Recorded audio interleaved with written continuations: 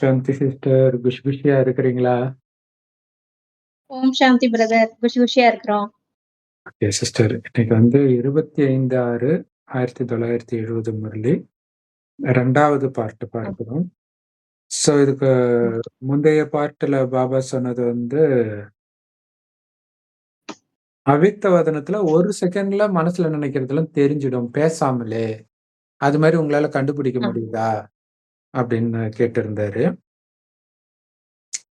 So Baba என்ன பார்க்கிறாரு அப்படின்னா, ஆஹ்,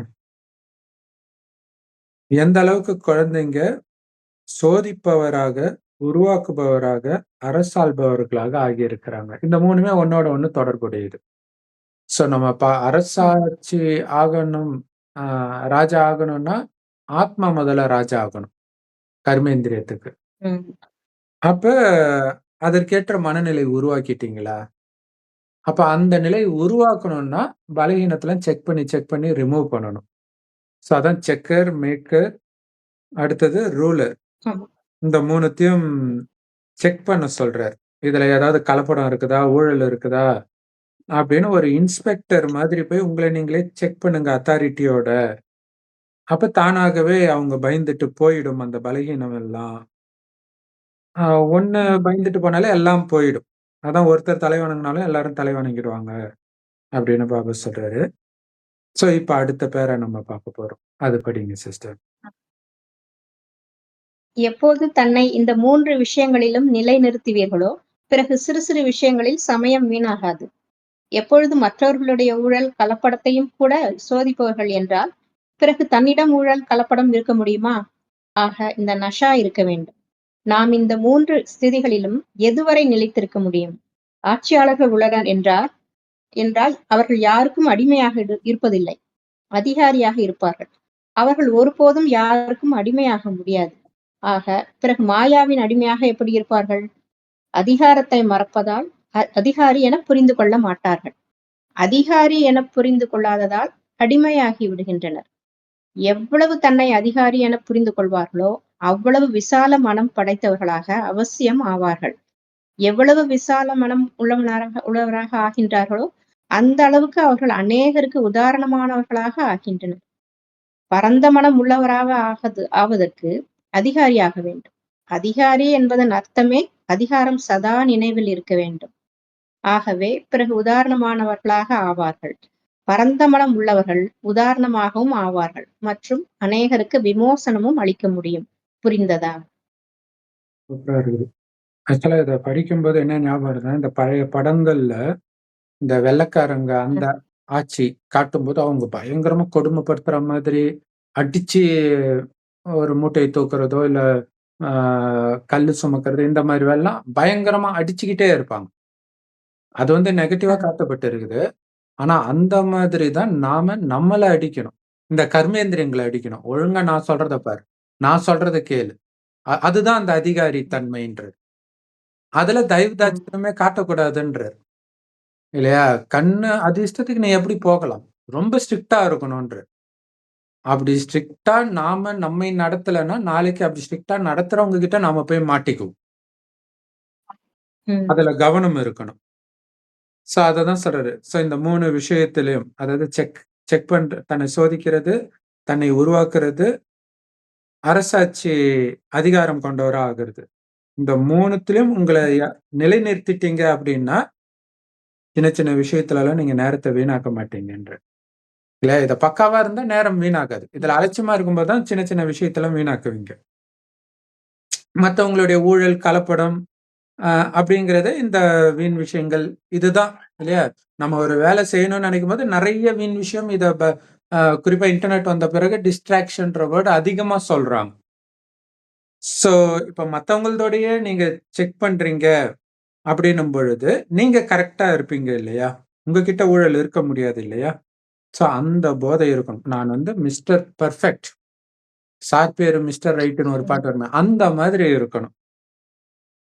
ஸோ எந்த அளவுக்கு இந்த 3 ஸ்திதியில சோதிப்பவன், தன்னை உருவாக்குபவன் மற்றும் அரசாட்சி செய்றவன். இந்த ஸ்திதியில எது வரைக்கும் எவ்வளவு நேரம் உங்களால நிலைச்சிருக்க முடியுது? அப்படின்னு செக் பண்ணுங்க. ஏன்னா ஆட்சியாளர்கள்னா அவங்க கிட்ட தான் ஃபுல் பவர். அவங்க யார் சொல்றதையும் கேட்க ம். தேவையில்ல. அவன் நல்லவனா இருந்தா தப்பிச்சான் மக்கள். அவன் கெட்டவனா இருந்தா காலி. ஏன்னா அவங்க யார் சொல்றதையும் ம். கேட்க மாட்டாங்க. யாருக்கும் அடிமையா இருக்க மாட்டாங்க. அந்த மாரி ஒட்டுமொத்த உலகத்தையும் நீங்க ஆட்சி செய்ற பவர் வேணும்னா, அந்த மாதிரி ஒரு அதிகாரத்தை உங்க மேல செலுத்துங்கன்றார். இதன் மூலமாக தான் தன்னை வெல்வதன் மூலமா தான் உலகத்தையே வெல்றோம் நம்ம. ஸோ அதிகாரியா இருக்கிறவங்க ஒருபோதும் யாருக்கும் அடிமையாக முடியாது. இருக்க மாட்டாங்களே! ஆகவே முடியாது. அப்பதான் அவங்க அதிகாரி. அப்புறம் எப்படி அவங்க மாயாவுக்கு மட்டும் அடிமையா இருக்க முடியும்? சூப்பரா சொல்றாங்க இல்லையா? ஆனா ஜெனரலா உலகியல் ரீதியாக அதிகாரிகள் வந்து மாயைக்கு அடிமையா இருப்பாங்க. மத்தவங்களுக்கு தான் ம். அடிமை இல்லாம இருப்பாங்க. அதனால தான் அந்த கோபம் எல்லாம் வர்றது. நீங்க உலகத்துக்கே அதிபதி, சதோபிரதானமான உலகத்துக்கு அதிபதி. அப்ப நீங்க மாயைக்கு அடிமையா இருக்க முடியாது. எப்படி இருக்க முடியும்? எப்ப இருக்கிறீங்கன்னா, உங்க அதிகாரத்தை மறக்கிறதுனால அடிமையாயிடுறீங்க. அதிகாரின்னு புரிஞ்சுக்க மாட்றீங்க. ம். அதிகாரின்னு புரிஞ்சுக்காததுனால அடிமையாயிடுறீங்க. ஸோ, அதனால எந்த அளவுக்கு உங்கள அதிகாரின்னு புரிஞ்சுக்கிறீங்களோ, அந்த அளவுக்கு விசால மனம் படைத்தவர்களாக கண்டிப்பாக ஆவீங்க அப்படிங்கிறாரு. ஏன்னா, இங்க படிக்கலாமாங்க? அதிகாரின்னு புரிஞ்சுக்கிறதுல தான் விசால மனம்ன்றது வந்து நிகழ்காலத்தை மட்டும் பார்க்காமல் எல்லையற்று பார்க்கிறது. ஆ அந்த ஒரு பாட்டு வரும் இல்லையா? இளமையில் படுத்தவன் முதுமையில் தவிக்கிறான். இளமையில் உழைத்தவன் முதுமையில் சிரிக்கிறான்ட்டு. ஸோ அதுதான் விசால புத்தின்றது. இப்ப நாம எந்த அளவுக்கு நம்மை வந்து அந்த கடுமையான பத்தியத்துல வச்சிருக்கிறோமோ, அந்த அளவுக்கு நாம நல்லா இருக்க போறோம். அந்த அளவுக்கு நம்ம வியாதி எல்லாம் நீங்க போகுது. ஸோ அப்ப கண்டிப்பாக உங்கள அதிகாரின்னு புரிஞ்சுக்கிட்டா தான் விசால மனம் படைத்தவராக இருப்பீங்க. எந்த அளவுக்கு விசால மனம் படைத்தவரா இருக்கிறீங்களோ, அந்த அளவுக்கு பலருக்கு முன்னுதாரணமாக நீங்க இருப்பீங்க. பரந்த மனம் உள்ளவரா ஆகணும் அப்படின்னா, அதிகாரி ஆகணும். உங்களுக்கு நீங்க சுயராஜ்ய அதிகாரி ஆகணும். ம். வெளியில ஐஏஎஸ் அதிகாரி ஆகுறது, ஐபிஎஸ் ஆகுறது, முதல்வர் ஆகுறது, பிரதமர் ஆகுறது, இதெல்லாம் ஒண்ணுமே கிடையாது. சுயராஜ்ய அதிகாரிக்கு முன்னாடி. ம். இல்லையா? ஸோ தான் சொல்வதை கேட்கணும். மனம், புத்தி எல்லாமே. அப்பதான் பரந்த மனம் உள்ளவரா ஆக முடியும். ஏன்னா, இதன் மூலமா தான் உலகத்துக்கே நீங்க நன்மை செய்றீங்க. என்னை பார்த்து எல்லாரும் மாறணும் அப்படின்ட்டு. இப்ப சிலர் வந்து செலிபிரிட்டி ஏதாவது ஒண்ணு பண்ணாங்கன்னா, எல்லார் முன்னாடியும் பண்ணுவாங்க. அதை பார்த்து மத்தவங்க பண்ணட்டுமே அப்படின்ட்டு. ஸோ இங்க இத்தனை டெஸ்ட் பேப்பர்லயும் மனம் அமைதியா இருக்க முடியும் அப்படின்னு நீங்க நிரூபிக்கிறதுக்கு தான் பாபா நம்மள குழந்தையாக்கி இருக்காரு. உலகத்தினருக்கு அவங்க கேட்கறாங்கல்ல, ஒரு ஒரு படம் அ சீமான் எடுத்த படம் அது ஆரம்பத்துல. மாதவன வச்சு. ம். அவரு அந்த புரட்சியா எடுப்பாரு இல்லையா? அப்ப ஏதோ ஒண்ணு பண்றாங்க. மாதவன புடிச்சுக்கிட்டாங்க. உடனே அவரு கேட்கிறாரு, "இப்ப நான் என்ன பண்ண சொல்ற? அமைதியா இருக்க சொல்றியா?" மனிதர்களுக்குள்ள அந்த விஷத்த திணிக்கிறாங்க. இல்லையா? ம். அமைதியா இருந்து காட்டுங்கன்றாரு. அது அவங்களால ம். முடியல. எல்லாராலயும் முடியாது. யாராலயுமே முடியாது. ஆமா. இந்த நேரத்துல நீங்க இருந்து காட்டுங்க. முடியும்னு இருந்து காட்டுங்க. சிரிச்ச முகம் மாறாம இருந்து காட்டுங்க அப்படிங்கிறாரு. ஸோ அதுதான் பரந்த மனம் உள்ளவர்கள். நான் எதுக்காக இழக்கிறேன்? உலகத்தின் நன்மைக்காக இழக்கிறேன். அதுதான் ராமாயணத்துல கூட ராமர் சொல்லுவாரு. காட்டுல இருக்கிற முனிவர்கள் வந்து அவங்க சுயநலத்துக்காக தியானம் யாகம் வளர்க்கல. உலக நன்மைக்காக யாகம் வளர்க்குறாங்க. உலக நன்மைக்காக அந்த வாழ்க்கையை தேர்ந்தெடுத்திருக்கிறாங்க. ஸோ நம்மளுடைய மகிமை அது. இல்லையா? எதையும் இழந்து அமைதி மாறாமல் நமக்கு துக்கம் கொடுப்பவர்களும் நல்லா இருக்கணும் அப்படின்னு மனதார நினைக்கிறது. அப்படி இருக்க முடியும்னு செஞ்சு காட்டுங்க அப்படிங்கிறார்.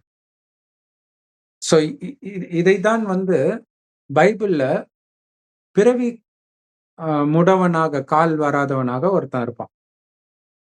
அப்ப ம். அவன பார்த்து இயேசுவோடைய சிஷ்யர் கேட்பாரு, இவன் இப்படி பிறந்ததுக்கு இவன் செஞ்ச பாவமா? அவங்க அப்பா, அம்மா செஞ்ச பாவமான்ட்டு. அப்ப இயேசு சொல்றாரு, இது இவன் செஞ்ச பாவமும் கிடையாது, இவங்க அப்பா அம்மா செஞ்ச பாவமும் கிடையாது.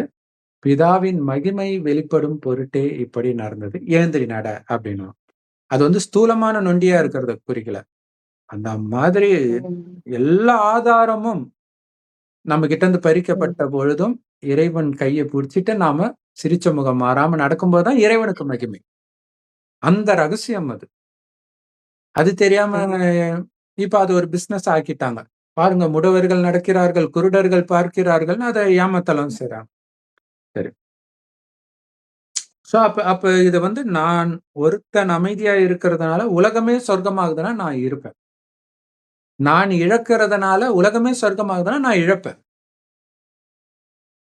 அதனாலதான் கோயில் கட்டி கும்பிடுறாங்க இல்லையா? அப்ப அதுதான் அதிகாரத்தன்மை இல்லையா? தன் மீது அதிகாரம் செலுத்தும் பொழுதுதான் இது நடக்கும். அதிகாரினாலே உங்ககிட்ட உங்க மேல உங்களுக்கு ஃபுல் கண்ட்ரோல் இருக்குதுன்றது நினைவு இருக்கணும். தன் மீது ஃபுல் கண்ட்ரோல் வச்சிருக்கிறவன் தான் உண்மையான அதிகாரி. அவனுக்கு தான் அங்க ராஜ அதிகாரமும் கிடைக்குது. சோ அதனால அவங்க தான் பிறருக்கு உதாரணமானவர்களாக ஆவாங்க. பரந்த மனம் உள்ளவர்கள் உதாரணமாகவும் ஆவார்கள். பலருக்கு விமோசனமும் அவங்க தான் அளிக்க முடியும். அவங்க அதுக்கான விடுதலையே ஒரு கன்னத்தில் அறிந்தால் மறு கன்னத்தையும் காட்டுறதுதான். திருப்பி அடிக்கிறது கிடையாது. ஏன்னா மறுபடியும் அந்த சக்கரத்துல மாட்டிக்கிறோம். அப்படி அமைதியா இருக்கிறது தான் இதுக்கான உண்மையான விமோசனமே. சோ ரொம்ப ஆழமான முரளி இது. புரிஞ்சுதா? அப்படின்னு பாபா சொல்றாரு.